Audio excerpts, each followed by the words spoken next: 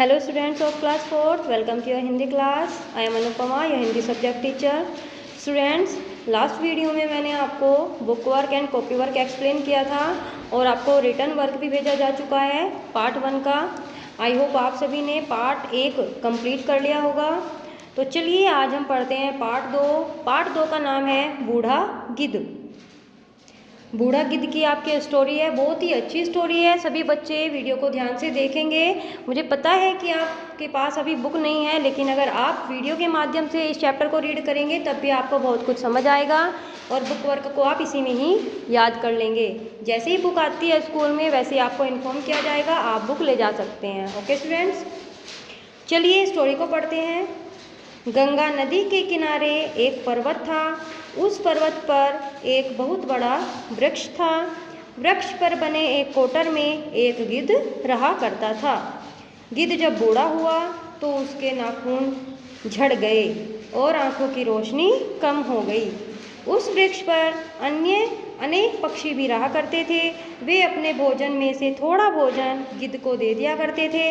इस प्रकार उसका निर्वाह हो जाता था। जब पक्षी भोजन की तलाश में जाते, गिद्ध उनके बच्चों की देखरेख कर दिया करता था। एक बार एक बिलाव उधर से निकला। उसने देखा कि उस वृक्ष पर अनेक पक्षियों के बच्चे हैं। उसे पक्षियों के बच्चों को खाने की इच्छा होने लगी। इस विचार से वह वृक्ष के समीप आया।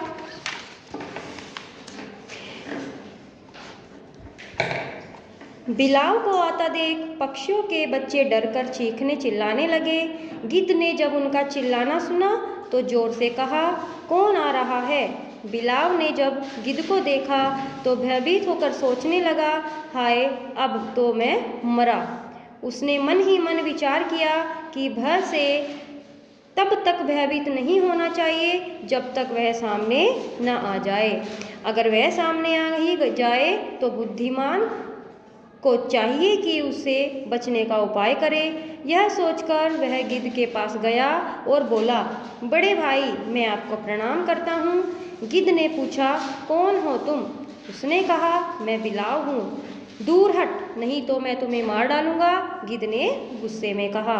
बिलाव बोला, आप मेरी बात सुन लीजिए, उसके बाद यदि आप उचित समझे तो मुझे मार डालिए। कहा भी नहीं गया कि समझदार व्यक्ति को चाहिए कि अनजान व्यक्ति को अथवा उसके व्यवहार को भली भांति समझ परख कर ही मारना अथवा सम्मान करना चाहिए। गिद्ध बोला, अच्छा बताओ, तुम यहाँ क्यों आए हो? बिलाव बोला, मैं यहाँ गंगा तट पर रहता हूँ और नित्य गंगा स्नान करता हूँ। मैं ब्रह्मचारी हूँ। मैं नित्य पूजा व्रत करता हूँ, इसलिए मैंने मांस खाना छोड़ दिया है। यहाँ रहने वाले पक्षी आपकी बड़ी प्रशंसा करते हैं। उन्होंने मुझे बताया है कि आप बड़े धर्मात्मा और ज्ञानी हो, इसलिए आप पर भरोसा किया जा सकता है। आप जैसे विद्वान से मैं धर्म के बारे में जानने के लिए यहाँ आ गया था, किंतु आप तो घर आए अतिथि को ही मारने दौड़ पड़े। घर में आए हुए शत्रु का भी उचित आतिथ्य सत्कार किया जाना चाहिए। क्या आपने नहीं देखा कि वृक्ष काटने आए लकड़हारे को भी वृक्ष अपनी छाया देता है? वह उस पर ही भी उसी भाव से छाया करता है जिस भाव से अन्य पथिकों पर किया करता है। यदि किसी के पास उचित सामग्री न हो तो भी केवल मीठी बातों से ही उस अतिथि का स्वागत करना चाहिए, क्योंकि अतिथि को तो देवता माना गया है। बिलाव की बातें सुनकर गिद्ध बोला, भाई, तुम तो बिलाव हो, स्वभाव से ही मांसाहारी।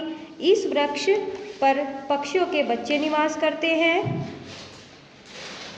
इसलिए मैंने ऐसा कहा है। यह सुनकर बिलाव कान पकड़कर कहने लगा, मैंने धर्मशास्त्र को सुनकर ही पूजा पाठ करना आरंभ किया है। शास्त्रों में विभिन्न विषयों पर भले ही मतभेद रहता हो, किंतु अहिंसा सर्वश्रेष्ठ धर्म है। इस विषय पर सब शास्त्र एकमत हैं और एकमात्र धर्म ही प्राणी का ऐसा मित्र है जो मरने के बाद उसके साथ जाता है, शेष तो शरीर के साथ ही नष्ट हो जाते हैं। इस प्रकार बिलाव ने गिद्ध को विश्वास दिलाया कि गिद्ध ने बिलाव को एक छोटे कोटर में रहने की अनुमति दे दी। कुछ दिन बीत जाने पर बिलाव वहाँ की सारी परिस्थितियों को समझ गया। गिद्ध बूढ़ा और अंधा है, यह जानकर उसने पक्षियों के बच्चों को पकड़ पकड़ कर अपने कोटर में लाकर मारना आरंभ कर दिया। वह पक्षियों के मरे हुए बच्चों की हड्डियाँ चुपके से गिद्ध के कोटर में छिपा देता था। अंधा होने के कारण गिद्ध को कुछ भी दिखाई नहीं देता था। जिन पक्षियों के बच्चे मारे गए थे उन्होंने चीखना चिल्लाना आरंभ किया। जब बच्चों की संख्या लगातार घटती गई तो सभी ने मिलकर इसकी खोज आरंभ कर दी। बिलाव को जब इस स्थिति का ज्ञान हुआ तो वह अपने कोटर से निकलकर भाग गया। पक्षियों को चैन नहीं था, उन्होंने गिद्ध के कोटर की भी तलाशी ली। वहाँ उन्होंने एक कोने में हड्डियाँ देखी। सबने यही सोचा कि बूढ़े गिद्ध ने ही उनके बच्चों को मारकर खाया है। बस फिर क्या था, पक्षियों को गिद्ध पर इतना क्रोध आया कि बिना उससे कुछ पूछे उन्होंने उसको अपनी चोंच से मार मार कर अधमरा कर दिया।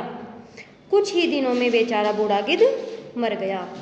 यह स्टोरी आपकी कंप्लीट होती है बूढ़ा गिद्ध की। आई होप आप सभी को बहुत ही अच्छी लगी होगी ये स्टोरी। चलिए अब हम इसका बुक वर्क पढ़ लेते हैं। इसका पहला प्रश्न है, आपको सही के सामने सही का निशान लगाना है। प्रश्न का, गिद्ध कहाँ रहता था? कहाँ रहता था? गंगा नदी के किनारे, वृक्ष की कोटर में, पर्वत पर। तीनों उत्तर सही हैं। आपको राइट करना है लास्ट वाले पे। तीनों उत्तर सही हैं। क्यों? क्योंकि गंगा नदी के किनारे, पर्वत पर वृक्ष था, उसी की कोटर में वह रहता था, यानी कि तीनों ही ऑप्शन आपके राइट हैं। ख, बिलाव किस विचार से वृक्ष के पास आया? इसका आंसर है राइट फोर्थ, धर्म कर्म की बातों के बहाने पक्षियों के बच्चों को खाने के लिए। ग, उचित सामग्री न होने पर भी आतिथ्य का स्वागत कैसे करना चाहिए? इसका राइट ऑप्शन है थर्ड वाला, मीठी वाणी बोलकर। ग, अतिथि को क्या माना गया है? इसका आंसर है थर्ड ऑप्शन, देवता। ड, बिलाव क्या करता था? इसका सही ऑप्शन है फोर्थ, पक्षियों के बच्चों को खाकर उनकी हड्डियां गिद्ध के कोटर में रख देता था। अब इसका बुक वर्क थोड़ा सा यहाँ पर है, इसको भी देख लेते हैं। किसने कहा और किससे कहा, आपको ये लिखना है, ठीक है। क, समझदार व्यक्ति को चाहिए कि अनजान व्यक्ति को अथवा उसके व्यवहार को भली भांति समझ परख कर ही मारना अथवा सम्मान करना चाहिए। किसने कहा था? आप यहीं पर छोटा छोटा लिख देंगे, बिलाव ने गिद्ध से, यहीं पर लिख देंगे, ठीक है। यहाँ नहीं आएगा तो इसके ऊपर लिख देना, यहाँ पर आप का ऑप्शन लिख के और इसके यहाँ लिख देना। ख, इस वृक्ष पर पक्षियों के बच्चे निवास करते हैं। इसका आंसर, ये किसने कहा था? गिद्ध ने कहा था। किससे कहा था? बिलाव से। आप यहाँ थोड़ा सा कोमा करेंगे, ठीक है, कोमा लगा देंगे दोनों के बीच में। अहिंसा सर्वश्रेष्ठ धर्म है, इस विषय पर सब शास्त्र एकमत हैं। बिलाव ने गिद्ध से, ये लिखेंगे, ठीक है बेटा। अगर आपका ये पहले वाला यहाँ नहीं आएगा तो इसका पहले ये ऑप्शन लिखना, यहाँ पर क, फिर आंसर लिखना। अगर और कोई सा भी नहीं आता है फिर उसका यहाँ पर क्वेश्चन लिखना, फिर आंसर लिखना, ठीक है। यहाँ पर वाक्य पूरा करना है आपको, यानी कि खाली स्थान को भरना है। क, वृक्ष पर बने एक, किस में रहता था? कोटर में, यहाँ पर कोटर लिखेंगे। वृक्ष पर बने एक कोटर में एक गिद्ध रहता था। ख, गिद्ध पक्षियों के बच्चों की देखरेख करता था, देखरेख लिखेंगे। ग, भय से तब तक क्या नहीं होना चाहिए? यहाँ पर भयभीत लिखेंगे, भयभीत नहीं होना चाहिए जब तक वह सामने न आ जाए। घ, घर में आए हुए शत्रु का भी उचित आतिथ्य सत्कार किया जाना चाहिए। अब आपका जो है प्रश्न 3 है, आपको कौन कैसा लगा? प्रत्येक के बारे में 4 वाक्य लिखिए। आपको इनके बारे में 4-4 वाक्य लिखने हैं, ठीक है। कोई भी 4 वाक्य लिख दीजिए। गिद्ध के बारे में लिखेंगे, गिद्ध वृक्ष की कोटर में रहता था, गिद्ध बूढ़ा हो चुका था, गिद्ध अंधा था, गिद्ध पक्षियों के बच्चों की देखरेख करता था। बिलाव, बिलाव बहुत दुष्ट था। बिलाव ने गिद्ध को झूठी बातों में बेवकूफ़ बनाया।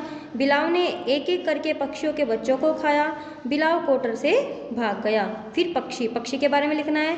पक्षी बूढ़े गिद्ध को भोजन खिलाते थे। पक्षी वृक्ष पर रहते थे। पक्षियों ने गिद्ध के कोटर की तलाशी ली। पक्षियों ने गिद्ध को चोंच मारकर अधमरा कर दिया। फिर है आपका हाँ या नहीं में उत्तर दो।